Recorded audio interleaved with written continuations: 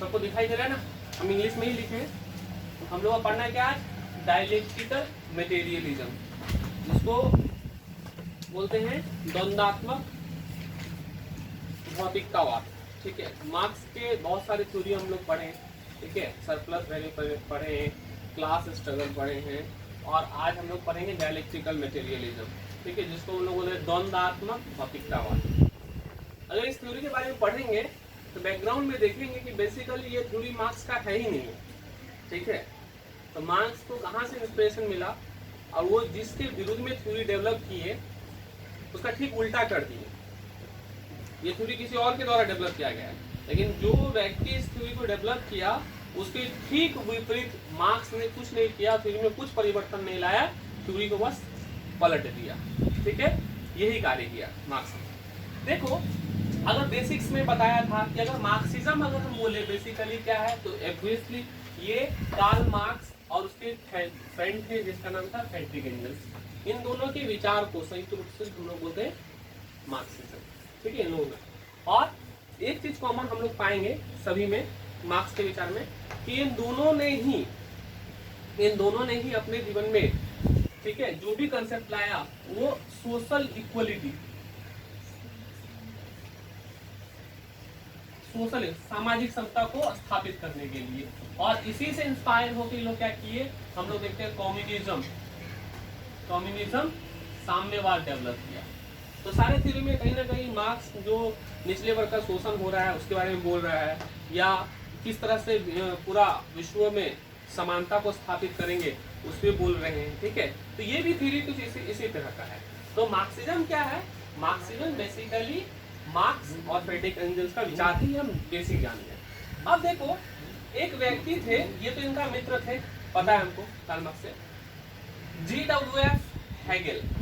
ठीक है, हिगेल जो थे मार्क्स के गुरु, मार्क्स के गुरु थे। ठीक है, अब इनका जो विचार दिया गया हेगेल, ठीक है, कभी कभी बोलता है ना, अगर स्टूडेंट्स जो शिष्य है अगर अपने शिक्षक का विचार को गलत साबित कर दे तो ये बहुत बड़ा अचीवमेंट होता है, टीचर्स अपने शिक्षक के लिए भी और उसके शिष्य के लिए। तो उनके गुरु ने एक थ्योरी डेवलप किया, ठीक है, डायलेक्टिकल थ्योरी। ठीक है, और इसी डायलेक्टिकल थ्योरी को बदल के मार्क्स ने क्या किया, डायलेक्टिकल मटेरियलिज्म। ये आधा जो है ना डायलेक्टिकल शब्द ये हेगेल का ही, और मटेरियलिज्म जो जोड़ा गया है मार्क्स में जोड़ा, तो ये बन गया मार्क्स का थ्योरी डायलेक्टिकल मटेरियलिज्म। तो हमको मार्क्स का थ्योरी जानने से पहले, मार्क्स का डायलेक्टिकल मटेरियलिज्म जानने से पहले हमको ये जानना पड़ेगा कि G.W.F. हेगेल ने क्या बताया इस थ्योरी। तो डायलेक्टिकल जो शब्द है वो ग्रीस भाषा के डायलेक्टिक्स से निकला है। किससे निकला है, डायलेक्टिक्स। और डायलेक्टिक्स का अर्थ होता है, डायलेक्टिक्स डायलॉगों से बना है, जहां पे इसका अर्थ होता है बात विवाद द्वारा या डिबेट के द्वारा किसी निष्कर्ष पर पहुंचना। बात विवाद या डिबेट द्वारा किसी निष्कर्ष पे, किसी कंक्लूजन पे पहुंचना, इसको हम लोग बोलेंगे डायलेक्टिव। ठीक है, तो इस थ्योरी में हेगेल ने क्या बताया, बोलता है इस संसार में, दुनिया में जितना भी परिवर्तन हो रहा है ना, वो क्या कारण है, वैचारिक संघर्ष के कारण। जो भी परिवर्तन हो रहा है वो कितने विचार के कारण हो रहा है। किसी ने देखो आइडियाज को बोल कर दिया, संसार में सारा विकास विरोधी विचार से होता है। ठीक है, मान लो कुछ बच्चे चाहते हैं मंगलवार को, कुछ लोग ट्यूशन हो, कोई कुछ बच्चे चाहते हैं बृहस्पतिवार को, तो दोनों का अलग अलग विचार है। तो हम क्या करेंगे, ऐसा रास्ता अपनाएंगे जो दोनों को सही लगे। तो हम बुधवार एक ऑप्शन में देंगे, बुधवार सही है, बोलेगा हाँ, तो हम पुराना विचार को क्या किए, नकार दिए, तुम दोनों में संघर्ष हुआ, तब तो एक नया रास्ता खुला ना। आप लोगों बोले बहुत सारा ऑनलाइन क्लास होगा, बहुत सारा ऑफलाइन क्लास होगा, तो हम लोग एक नया रास्ता क्या निकाले, दोनों क्लास होगा। ऑफलाइन क्लास कराएंगे तो कुछ बच्चे को ही कराएंगे, ऑनलाइन कराएंगे तो जितना भी करेंगे। तो एक संघर्ष के कारण ही क्या हो रहा है, परिवर्तन हो रहा है। तो ये हेगेल क्या बोले, जितना भी परिवर्तन होता है वो आइडियाज के कारण होता है, जब हम कोई आइडिया से पढ़ा रहे हैं या कुछ भी कर रहे हैं, अगर हमारे पास कुछ इससे बेटर आइडिया होगा तो हम क्या करेंगे, उस आइडिया को छोड़ देंगे। तो इसको 3 फेज में बांटा, 3 फेज, 3 चीज होता है। पहला जो विचार होता है उसको हम लोग बोलते हैं, ऐसी मेरे समझाने के, उसको बोलते हैं विचार। और कोई भी विचार कभी भी अस्थाई नहीं हो। बचपन में जो आपका विचार था, क्या आज आपका विचार है? बचपन में जिस तरह की सोच थी आज उसका सोच है, और फ्यूचर में भी वैसा ही सोच रहेगा, क्या ऐसा कोई गारंटी है? नहीं है। तो हमारा विचार क्या है, with the time with the situation change होते जा रहा है। तो हमेशा जो भी विचार होता है वो अस्थाई नहीं होता है, उसका कभी कभी आगे जाकर क्या होता है, विरोध होता है, जिसको हम लोग बोलते हैं प्रतिवाद। तो वाद होता है, या हम लोग वाद बोल सकते हैं, या विचार, ये क्या एक तरह का वाद पहले से है, जिसको इंग्लिश में थीसिस बोलते हैं, विचार बोलते हैं, तो क्या वाद बोलते हैं। और कोई भी बात हमको पता है कि 100% राइट नहीं होगा, तो उसका क्या होगा, एंटीथेसिस होगा, उसका क्या होगा, विरोध होगा। ठीक है। तो अब इसमें भी कुछ खामियां हैं, इसमें भी कुछ खामियां हैं, कुछ बात इसमें अच्छा है, कुछ बात इसमें अच्छा है। तो ये दोनों से थोड़ा थोड़ा बात लेकर एक नया विचार बनता है, जिसको सिंथेसिस बोलते हैं, हिंदी में बोलते हैं संवाद। लेकिन यही संवाद फिर जाके ये भी क्या बन जाएगा, एक अलग विचार। फिर एक समय ये भी आएगा, फिर इसका विरोध होगा ना, इसका भी विरोध होगा, इसका भी प्रतिवाद होगा। जो यहाँ पे हुआ था प्रतिवाद हो गया। ठीक है। फिर ये दोनों को मिला करके फिर एक नया संवाद बनेगा, फिर संवाद ही क्या बनेगा, आगे जाके एक विचार बनेगा या बात बनेगा, फिर उसका विरोध होगा समय के अनुसार, परिस्थिति के अनुसार। तो ये प्रोसेस चलता रहता है। तो बेसिकली यहाँ पे हेगेल क्या बोलते हैं, हेगेल ने एक लाइन में अगर मैं बांधना चाहूँ तो हेगेल ने ये बताया कि दुनिया में जितने भी परिवर्तन होते हैं, जितने भी चेंजेस आते हैं, वो किसके कारण आता है, विचार के कारण। तो आपको इतना कुछ नहीं याद रखना है, तो H बराबर टू I कर देना। This is Hegel. H for Hegel. Hegel का क्या मानना था, आइडियाज। ठीक है।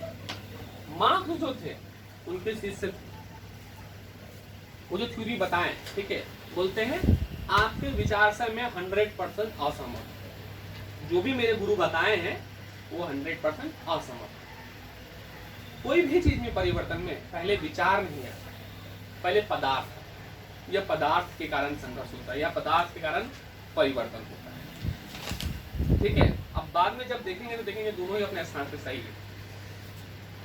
मार्क्स क्या बोला कि जितना भी चेंजेस आ रहा है सोसाइटी में, विचार से पदार्थ में चेंजेस नहीं आ रहा है, पदार्थ से विचार में चेंजेस आ रहा है। ठीक है। अब देखो ये मार्कर है, ये मार्कर है। हेगेल ने क्या बोला, मेरे मन में आया एक विचार की पढ़ाएं, या पढ़ाएं तो हम मार्कर बनाएं। ठीक है। ये हेगेल का विचार। मेरे मन में एक विचार आया कि एक मार्कर लिखने वाला कुछ चीज बनाए। ठीक है। लेकिन मार्क्स बोला नहीं, मेरे अंदर पहले मैं पदार्थ को देखा, इस तरह से कुछ देखा, कुछ होता है या कुछ करता तो उसे लिखा जाता है, तब मेरे अंदर विचार आया कि मैं मार्कर बनाऊं। कौन सा ये बताओ, पहले तुम पदार्थ को देख के विचार लाओगे कि विचार को देख के पदार्थ लाए? तो हम लोग ना ये कोई भी इसको सही नहीं बोल सकते, किसी को गलत भी। लेकिन बेसिकली मार्क्स ने क्या बोला, जैसे कि इन्होंने बोला जितना भी संघर्ष हो रहा है वो विचार के कारण हो रहा है। ठीक है। बोला संघर्ष विचार के कारण नहीं हो रहा है। मार्क्स ने बोला संघर्ष विचार के कारण नहीं हो रहा है, संघर्ष जो हो रहा है पदार्थ के कारण। आप लोग भी यहाँ पे आए ना, रियलिटी ये है कि आप लोग विद्वान बनने आए हो, इसमें सही है, लेकिन विद्वान तभी बनेंगे जब हमको भाई पैसा चाहिए। मेन एम पैसा वाला बने, मेरे पास सुख समृद्धि हो, सारा सामान हो, फ्रिज हो, है ना, वॉशिंग मशीन हो, बड़ा सा बंगला हो, कार हो। व्हाट इज दीज आर पदार्थ, मटेरियल खुशी। ठीक है। तो मटेरियल खुशी के कारण, भौतिक खुशी के कारण तुम पढ़ने आए ना। पहले क्या सोचे थे कि अमीर बनना है, गाड़ी चाहिए, बंगला चाहिए, अच्छा जीवन व्यतीत करना है। तो पहला मन में क्या आया था, विचार आया था कि पहले पदार्थ आया था, पहले पदार्थ आया था। अब पदार्थ के कारण विचार आता। अगर तुम्हारा भौतिक ये रहता ही नहीं, अगर तुम भौतिक तुम्हारा कोई डिजायर ही नहीं रहता, लाइक गौतम बुद्ध, गौतम बुद्ध का कोई डिजायर नहीं था, तो वो तो नहीं गए थे ना मुझे बाइक चाहिए, ये चाहिए, वो चाहिए, बढ़ गए तपस्या में, तपस्या करने लगे। तो यहाँ पे क्या इंपॉर्टेंट है? पदार्थ इंपॉर्टेंट है। लेकिन फिर वही, ये भी गलत नहीं है। इनका कहना है कि जितना भी परिवर्तन आ रहा है वो किसके कारण आ रहा है? विचार से कारण। और मार्क्स का मानना है जितना भी परिवर्तन आ रहा है किसके कारण? पदार्थ के कारण। लेकिन दोनों का पैटर्न यही है। अब इसमें क्या होता है, कोई एक पदार्थ है, ठीक है, मार्केट में कुछ दूसरा पदार्थ आया, ठीक है, जो इससे थोड़ा बेटर था। पेन भी बहुत तरह का होता है ना, पहले हम लोग स्याही से लिखते थे, ठीक है, स्याही से जब पेन आ गया, ठीक है, प्राचीन काल वैदिक युग में क्या स्याही से लिखता है ना, पत्ता पे लिखता है। लेकिन जब हम लोग कॉपी कलम आ गया, क्या किया हम लोग? क्या एक सतह पर ही लिखना स्टार्ट किए, उसी तरह का पेन बनाए। तो ये नहीं था, ये पूरे कंसेप्ट को हम लोग हटा दिए, थोड़ा इसका लिए, थोड़ा इसका लिए, नया आया। ये भी चीज पुराना हो गया तो फिर नया आया। पहले नोकिया 1100 में तुम लोग नाचने लगता था, बच्चा लोग मिलता रहता। अभी तो 10,000 से नीचे का फोन दे दो कुछ नहीं होता। 10,000 में तो आएगा ही नहीं 20 मेगापिक्सल कैमरा। टिकटॉक कैसे बनाएंगे, है ना? कैसे पॉपुलर होंगे, कैसे लाइक्स मिलेगा हमको? तो ये तो जो अभी पता चला 2-3 साल बाद मिनिमम 50 मेगापिक्सल कैमरा आएगा, सुंदर भी आदमी दिखने लगेगा, ठीक है, हैं? 50 मेगापिक्सल कैमरा अभी कितना 20-25 लग रहा है, कॉमन है ना। 20 मेगापिक्सल लगता है, 12 मेगापिक्सल आजकल तो पूछता नहीं है कोई, ही नहीं है कोई। 12 मेगापिक्सल। और एक समय हम लोग देखते थे, हम लोग 12 मेगापिक्सल कैमरा, तुम कैमरा सोनी के कैमरा की तरफ फोटो आएगा। तो क्या हो रहा है विद द टाइम? हम लोग के अंदर विचार आ रहा है या पदार्थ आ रहा है? We are changing our desire और ideas according to material, according to matter. Our ideas are not change by the ideas. हमारा जो विचार है, हमारा पदार्थ जो है, आइडियाज के कारण नहीं चेंज हो रहा है। हमारा जो विचार है वो पदार्थ के देखने के कारण सब। ये तो वही बात हो गई ना, पहले मुर्गी या पहला अंडा, दोनों ही ये है डिलेक्ट्रिकल। अब ये कैसे परिवर्तन होता है? इन्होंने 3 तरीके बताए।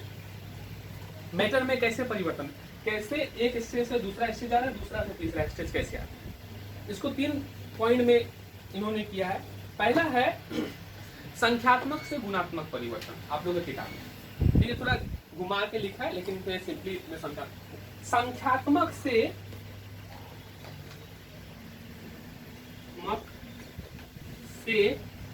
गुणात्मक परिवर्तन। गुणात्मक मतलब गुण में परिवर्तन, संख्या मतलब, ठीक है। अभी मैं ऐसे क्लास ले रहा हूँ, ठीक है, अगर लॉकडाउन बंद होता है तो एक बड़ा हॉल लूंगा, प्रोजेक्टर लगा दूंगा, वो टाइप जो होता है लिखने वाला हो जाऊंगा, ठीक है। मैं सामान 2 ही लाऊंगा, सामान में एक बड़ा सा रूम लूंगा, प्रोजेक्टर लगाऊंगा, रंग करा दूंगा, 3 सामान होगा। लेकिन आज अगर 10 बच्चा मेरे पास पढ़ रहा है तो हो सकता है उस दिन कितना होगा, 200 बच्चा हो सकता है। पटना वटना में तो होता है ना 200 बच्चा का एक साथ पढ़ा है। तो हम चेंजेस क्या किए, 2 ही किए, लेकिन गुण में कितना परिवर्तन आया, कितना सारा आगे, ठीक है। तो ये जो संख्यात्मक जो होता है धीरे धीरे परिवर्तन होता है, ठीक है, और गुण और भी बढ़ जाता है, ठीक है। दूसरा पॉइंट है आपका विरोधियों की एकता एवं संघर्ष। बोलता है कोई भी चेंजेस आता है ना तो ये होता है विरोधियों की एकता एवं संघर्ष। चेंजेस का ही दोनों में बात कर रहा है ना, परिवर्तन का ही बात कर रहा है ना, इसमें परिवर्तन को जितना भी परिवर्तन आता है, चेंजेस आता है, उसमें क्या चाहिए, विरोधियों की एकता भी चाहिए और संघर्ष भी चाहिए। फॉर एग्जाम्पल अगर मैं कोई सिस्टम से पढ़ा रहा हूँ तो आधे बच्चे को अच्छा लग रहा है, आधे बच्चे को खराब लग रहा है, आप मुझे कुछ नहीं कर पाओगे। मैं अपना जो पैटर्न है उसी को कंटिन्यू करूँगा, क्योंकि आधा बच्चा बोल रहा है हमको तो बहुत अच्छा लग रहा है, आधा से ज़्यादा बोले हमको बहुत अच्छा लग रहा है। लेकिन मान लो आप लोग सब एक तरफ हो गए और बोलने लगे सर आप जो पढ़ा रहे हैं वो सही नहीं है या अच्छा नहीं लग रहा है, तो हमको क्या करना पड़ेगा, चेंज करना पड़ेगा। मतलब विरोधियों की क्या हुआ, एकता हुआ। जब तक विरोधियों की एकता नहीं होगा तब तक चेंजेस नहीं आएगा। फॉर एग्जाम्पल जब हमारे गुप्त वंश के पास भारतीय इतिहास को अगर देखें तो सामंतवादी प्रथा की शुरुआत हुई। लेकिन सामंतवादी प्रथा के अगर हम लोग देखें कि सामंत लोग बहुत ही पावरफुल हो गए, और वे लोग जो कृषक थे उसको बहुत ही अत्याचार करते थे, विरोध करते थे, ठीक है, उन लोगों के साथ अन्याय होता था। तो धीरे धीरे धीरे सब कृषक और जो कुछ कुछ अमीर लोग थे इस सिस्टम को हटाने का प्रयास किए, और हम लोग देखते हैं इस सिस्टम को जो हट गया और एक नया सिस्टम आया है कैपिटलिज्म, पूंजीवाद, ठीक है। आज देखो आजकल पूंजीवादी युग है, every country of the world wants to become a capitalist country. Now क्या कर रहा है, हम लोग किसका विरोध करें, आज पूंजीवाद का विरोध कर। दैट मींस एक समय आएगा फिर पूंजीवाद भी खत्म होगा, एक नया कंसेप्ट आएगा, समझ आ रहा है। तो ये क्यों हो रहा है, to get some material things, not to get some feelings, ठीक है। हम लोग खुशी के लिए नहीं, हम लोग का ह्यूमन बिहेवियर है खुशी लेने के लिए, ठीक है, मटेरियल खुशी होना चाहिए। लेकिन खुशी भी दो तरह का है, तो बोले गौतम बुद्ध था बिना मटेरियल खुशी के भी खुश थे ना।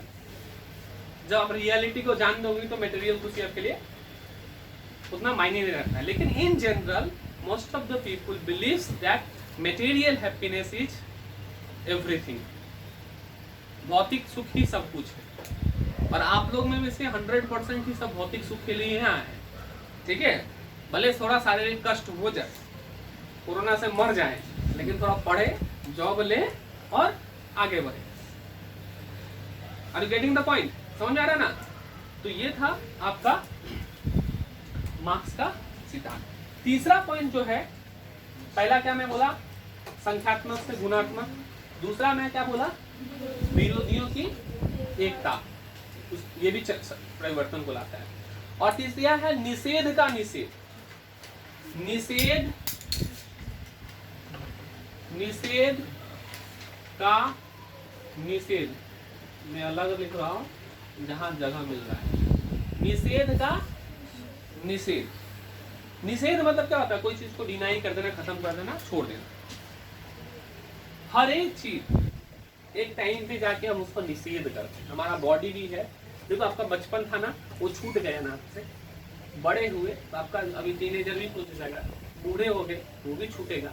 तो हर एक को स्टेज रखते हैं। लाइक एक पौधा होता है, एक पेड़ होता है, तो पेड़ क्या होता है, पहले फूल को उगाता है, पेड़ फूल को उगा रहा, पेड़ से क्या बना, फूल, फूल के अंदर ही बीज होता है, बीज के इतने नीचे गिरा तो पौधा, पौधा से वो फिर पेड़, पेड़ से फिर उसमें फूल, फूल से फिर बीज। मतलब हर अपने पिछले वाले स्टेज को आगे बढ़ने के लिए क्या कर देता है, निषेध कर देता है, छोड़ देता है, गिरा। तो ये भी एक 3 थ्योरी पे काम करता है, या 3 प्रिंसिपल पे काम करता है मार्क्स का सिद्धांत। पहला मैं बोल दिया संख्यात्मक से गुणात्मक, दूसरा बोल दिया क्या, विरोधियों की एकता एवं संघर्ष को भी बहुत जोड़ी है, और तीसरा क्या है तुम्हारा क्या, निषेध का। बस इतना है।